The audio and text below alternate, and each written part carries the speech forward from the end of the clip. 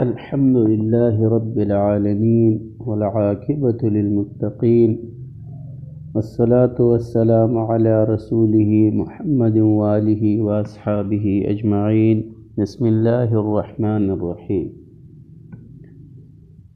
اسلام کے ارکان اربعہ میں سب سے اول درجہ نماز کا ہے۔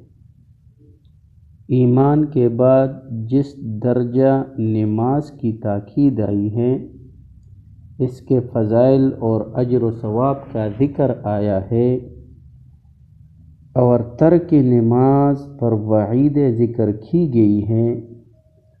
قرآن و حدیث میں کسی اور امر کا اس درجہ اہتمام کے ساتھ ذکر کرنا نہیں ملتا۔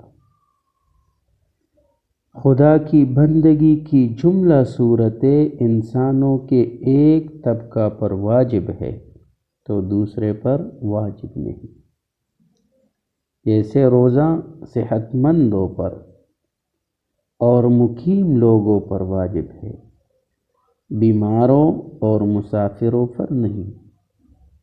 زکوٰۃ دولت مندوں پر ہے، غریبوں پر نہیں۔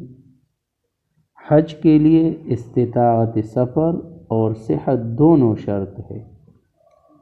جہاد ان لوگوں پر فرض ہے جو جوان اور صحت مند ہو، لیکن نماز سے کوئی مستثنی اور کوئی بھی خارج نہیں، چاہے جوان ہو یا بوڑھا ہو، مرد ہو یا عورت، صحت مند ہو یا بیمار ہو، دولت مند ہو یا غریب، مقیم، مسافر، سب کے سب نماز میں داخل ہے۔ اسی طرح نماز کے ارکان یعنی قیام، رکوع، سجود، ستر عورت میں سے کسی ایک یا سب کے سب پر کوئی قادر نہ ہو، تب بھی وہ رکن تو ساقط ہو جاتا ہے، لیکن نماز ساقط نہیں ہو سکتی۔ پھر زندگی کا کوئی مرحلہ اور کوئی مسئلہ ایسا نہیں جس کے لیے پیغمبر علیہ السلام نے کوئی نماز نہ بتائی ہو۔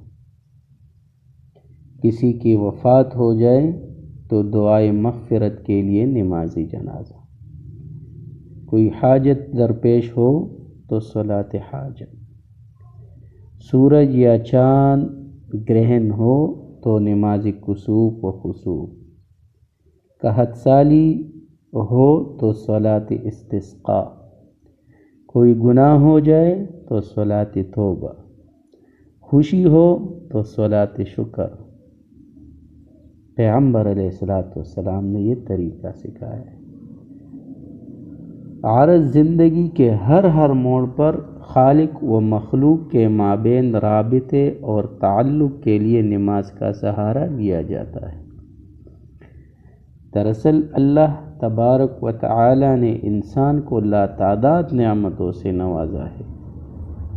خوبصورت تخلیق، احسن تقویم کے ذریعے اشرف المخلوقات بنانے کا امتیازی نعمت، عقل و شعور، صحت و سلامتی کی نعمت، زندگی کی بنیادی ضروریات، ہوا، پانی، روشنی وغیرہ کی متپروانی، یہ ایسی نعمتیں ہیں جو ایک سلیم الفطرت انسان کو بے اختیار شکر گزاری پر مجبور کر دیتی ہے۔ پھر چونکہ اس خاکی انسان کو جس کی وہ خمیر میں نسیان اور بھول کا مادہ رکھا گیا ہے، اور نفس و شیطان سے اس کی منافست اور عداوت کا سلسلہ بھی جاری ہے،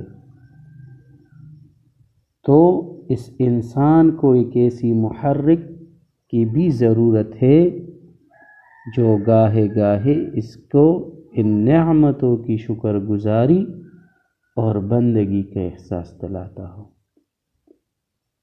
اور اگر کوئی بھول ہو جائے تو اس پر اشک ندامت بہانے کا بھی وسیلہ بن سکے۔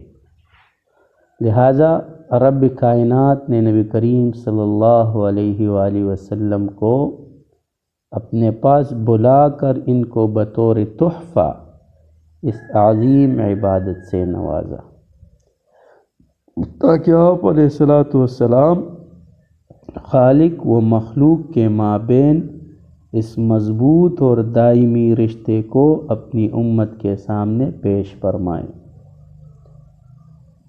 حضرت شاہ ولی اللہ اور حکیم الامت حضرت تھانوی رحمہم اللہ فرماتے ہیں کہ نماز میں اصل امور 3 ہیں: خدا تعالیٰ کی بزرگی اور جلال کو دیکھ کر دل سے عاجزی کرنا، خدا تعالیٰ کی عظمت اور اپنی انکساری کو بذریعہ زبان ظاہر کرنا، اور اس خاکساری کی حالت کے موافق اعضاء میں ادب کا استعمال کرنا۔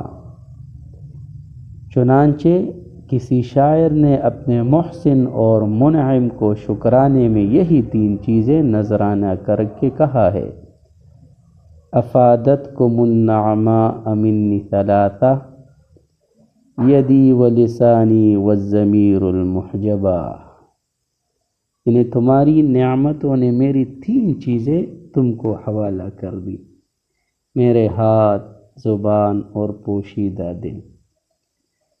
تو گویا نماز خالق حقیقی کے سامنے اپنے عجز و انکساری و بے نفسی